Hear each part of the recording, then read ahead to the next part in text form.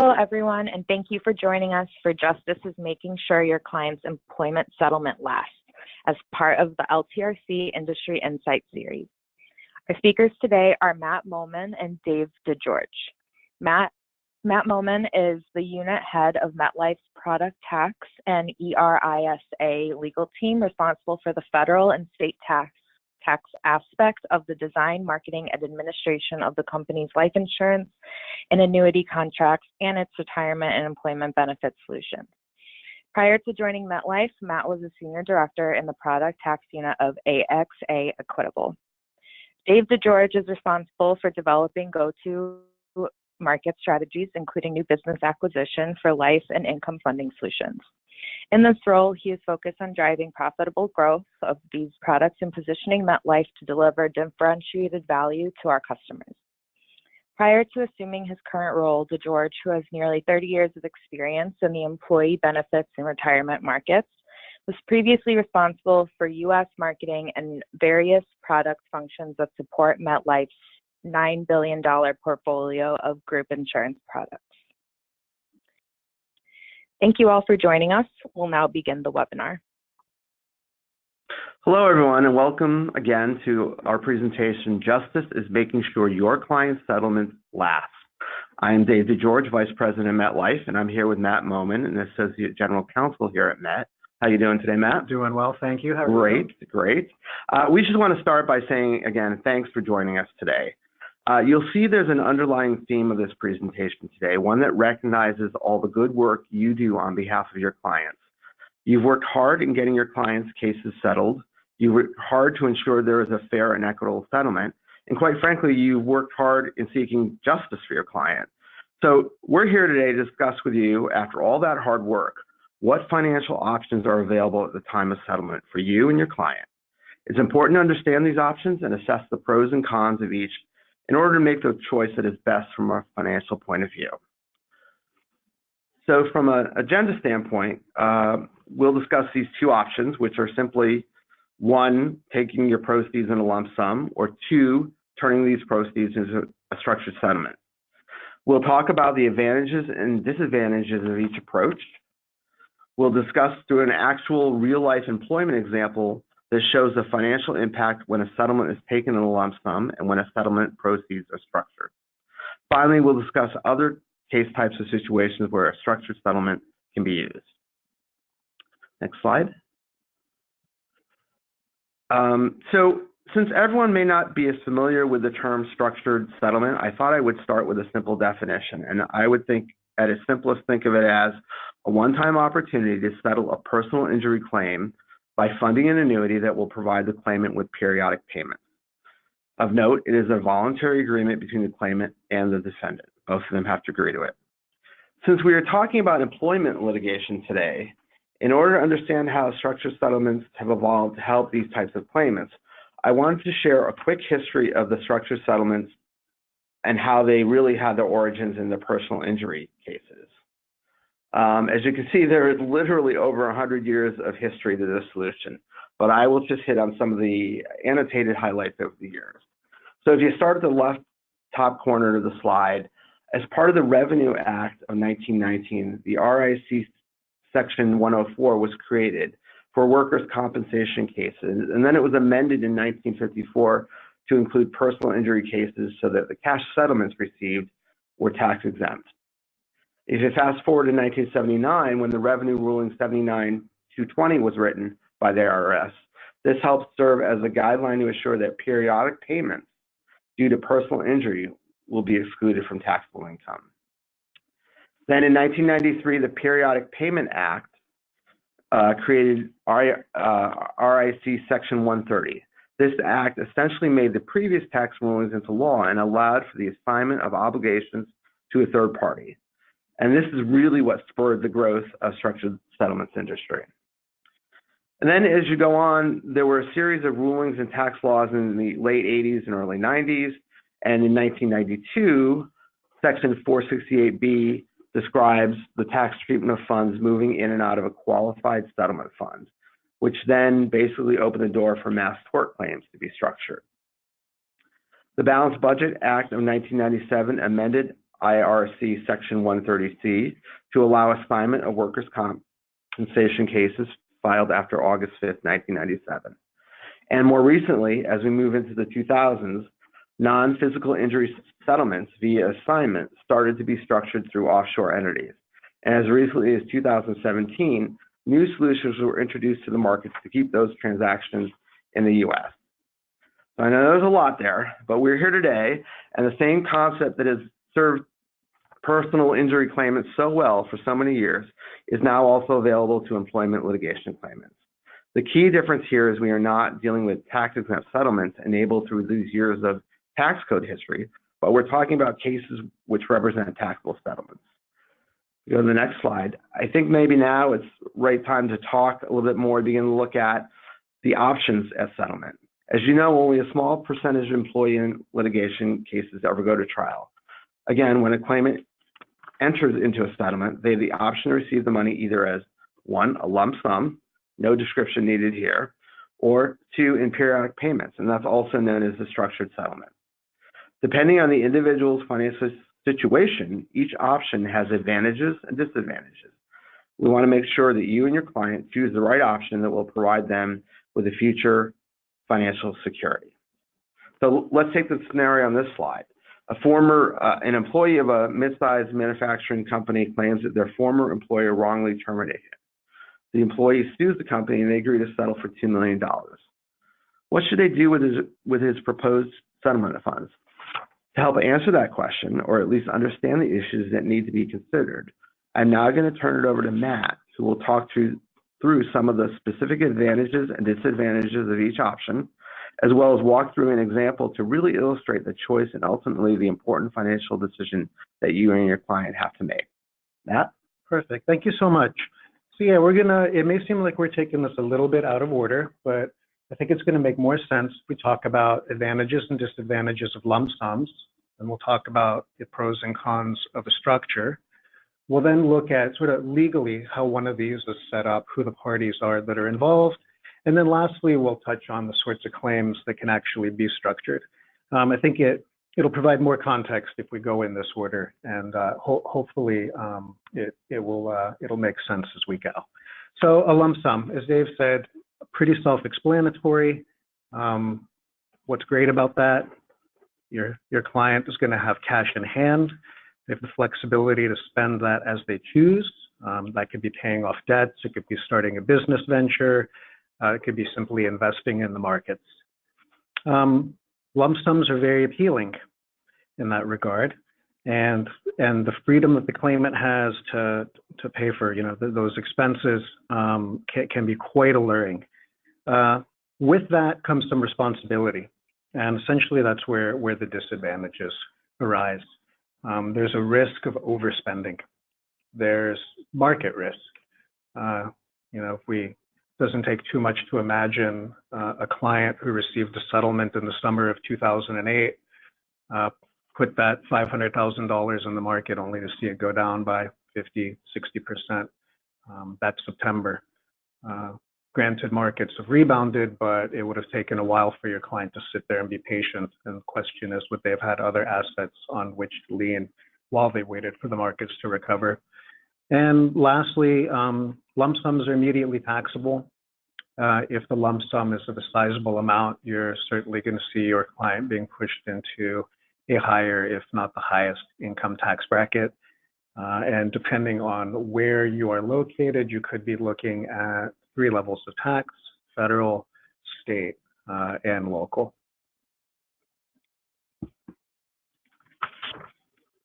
To the next slide, please. We have structured settlement. So advantages and disadvantages. What does a structured settlement provide? So number one, it's going to provide an income stream. It can be for life. It can be for a term of years. That stream is guaranteed, subject to the claims paying ability of the insurer. It does some nifty things. Number one, it's going to spread out that income that we just discussed in the lump sum situation. It's going to most likely provide you with provide your client with a lower tax bracket as well. So there is some tax efficiency there, not just in terms of deferral, but also in maybe taking advantage of a lower rate. And the steady stream of income, it makes it easier for folks to plan for their financial future. It's easier to look ahead knowing how much you've got coming in periodically. So disadvantages to structured settlements. The biggest one is probably that it's a one-time decision. In order for the tax advantages to flow, tax policy usually also puts some restrictions on those amounts. And the restriction here would be that the election of your client to structure and begin to receive an annuity stream is going to be irrevocable. So that means should circumstances change and they need, let's say, a bump in their income, you can't really look to the structure for that. It's hard to accelerate it. The stream is essentially supposed to be smooth. It's not supposed to look lumpy from year to year. So far, I've sort of been focusing in a way on the plaintiff's perspective. There are advantages as well for the defense side.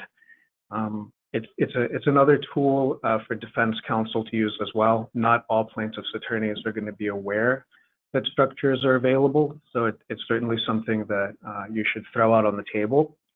And for both parties, I would say it's something that should be thrown out on the table early. The reason I say that is because one, it's an irrevocable decision. We wouldn't want your client to be trying to make this kind of important decision on the courthouse steps.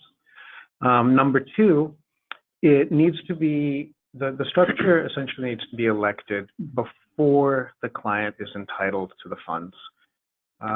If the client is already entitled to the funds, for income tax purposes, they're considered to be in receipt. And at that point, it's too late to sort of do after the fact tax planning. So you've essentially, the client will have essentially walked into a lump sum, which they then cannot undo by trying to elect a structure.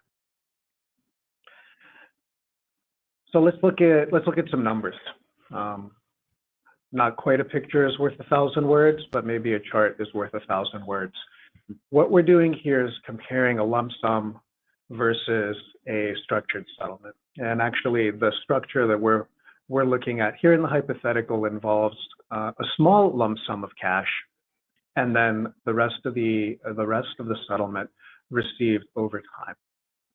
So we're gonna hang some flesh and bones on this. We're gonna talk about Kara. So Kara was sexually harassed in the workplace, so resulted in her wrongful termination. She has filed a lawsuit, and through the work of her attorney, she is about to receive a settlement. The settlement she's going to get is $500,000. Of note here, the $500,000 that we're going to discuss, we're talking about it in simplistic terms just for purposes of the example, but it could be comprised of certain components.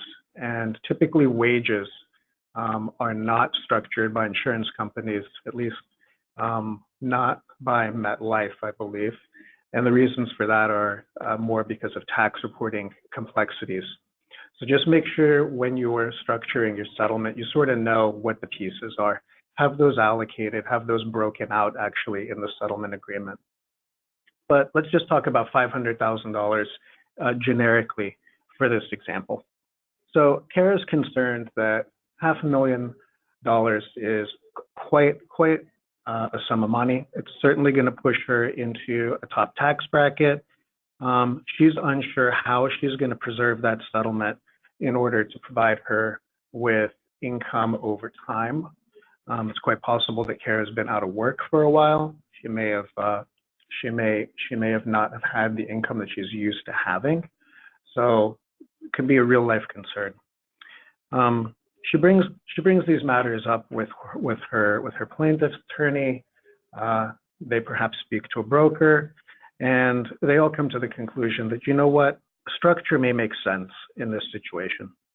And so how would Kara go about making this decision? You know, how would she compare her options? This little chart helps set that out. So she could receive $500,000 in cash, lump sum, taxable immediately. We'll say those taxes come out to $126,000 and change. That now leaves her $373,000 that she needs to figure out what to do with. On the other hand, maybe Kara would like to take $100,000 now. That would help tide her over, maybe make her whole for the wages that she hasn't been receiving while her suit was in progress.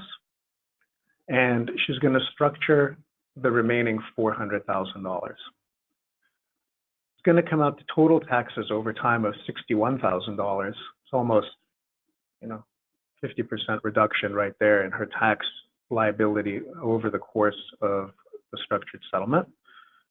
So a nice illustration of tax efficiency there. She gets to take home more at the end of the day. So $464,000. It's what, $90,000 more than taking the lump sum. If you're a wizard investor, maybe you can easily make 90 grand with your 373,000. I certainly don't fall into that boat. So knowing that I would have 464 would certainly make me feel more comfortable. And what would she be getting through the structure? Though not shown on the slide, this presumes that Kara would be getting about $3,550 every month. She'd be getting it for 10 years. And that's going to give her annual income of $42,600. She's going to be paying about less than $5,000 of taxes on that each year using our hypothetical rate. So it makes a big difference. I think even if we were to just step back and think about psychologically, what are you providing your client with here? There's a decent amount of, I think, certainty and comfort that comes with cash in a structure. There's a check coming in every month. Your income is more predictable. Your tax liability is more predictable. One could even elect to have, extra tax withholding if Kara were not sure that she'd have enough in the bank come every April 15th. So I think it provides for the sense of security that I think ultimately plaintiff's attorney was probably trying to get Kara in the first place. It's not just about the money. It's about her quality of life going forward. So how does a structured settlement work? You can look at the next slide. It's going to show you a little diagram here. And there's four parties that essentially come together to make this concept come to life. We've been talking about the claimant and his or her attorney. We've been talking about defense. We haven't touched on the assignment company. It was alluded to sort of when we did the little history of structured settlements at the beginning of the presentation. So what's going to happen is the claimant and the defendant are going to agree to settle the case. They agree to structure it. The defendant has now got a liability to make future periodic payments to that claimant, right? That's what they've agreed on. Kara is owed $42,000 for the next 10 years. The defendant, in turn, is going to assign its obligation to pay Kara to the assignment company.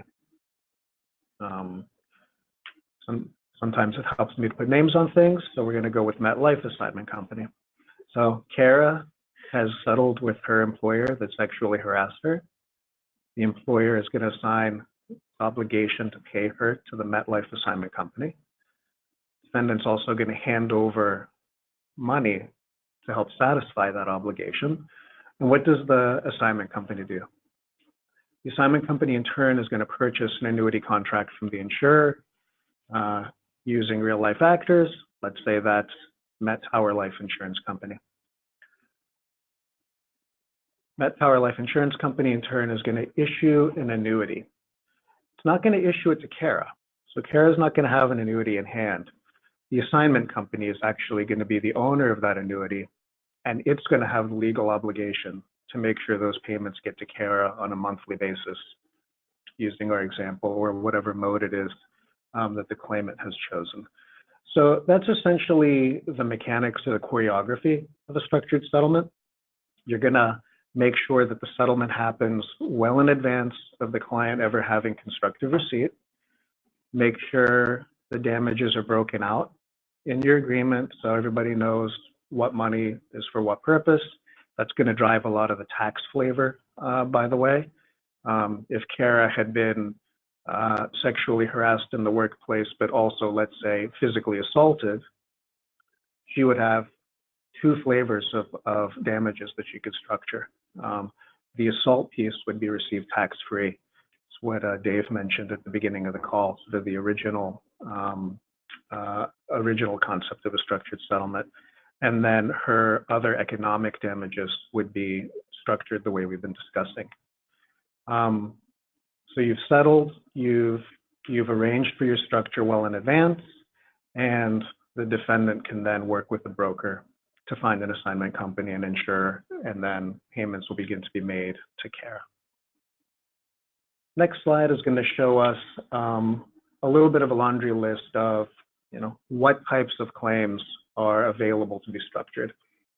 You've got your classic employment claims, wrongful termination, sexual harassment, discrimination, mental anguish arising therefrom, punitive damages.